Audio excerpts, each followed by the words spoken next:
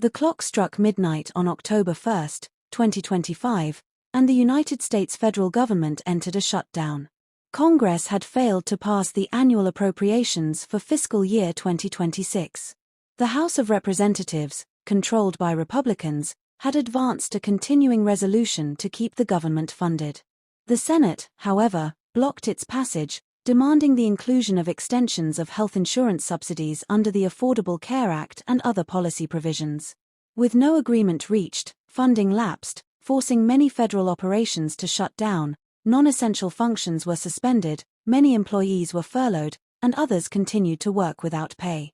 Almost immediately, the real-world consequences began to mount.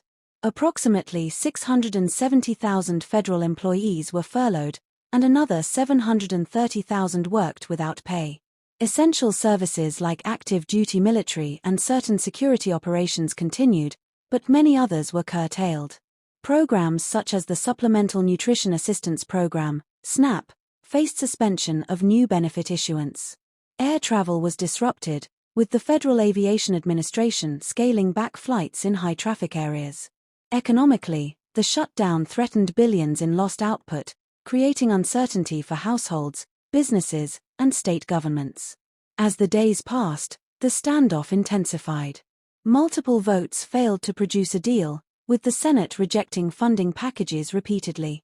Democrats insisted on the inclusion of ACA subsidies and protections for lower-income families, while Republicans resisted, seeking a clean continuing resolution.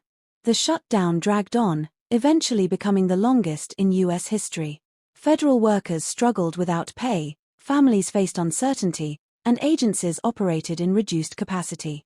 By November, a breakthrough emerged. The Senate passed a compromise funding bill, and on November 12, the House followed suit.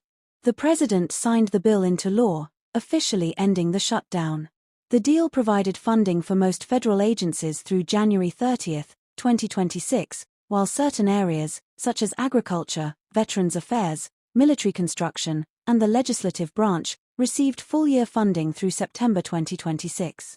Federal employees were guaranteed back pay, and operations began to normalize across the government. With the government reopened, focus shifted to restoring services. Federal agencies reopened offices, and states worked to catch up on delayed SNAP benefits and other social programs. The economy began recovering from lost productivity, and federal employees received retroactive pay. However, the stopgap funding only extended into January for most programs, meaning future budget conflicts remained a possibility. The 2025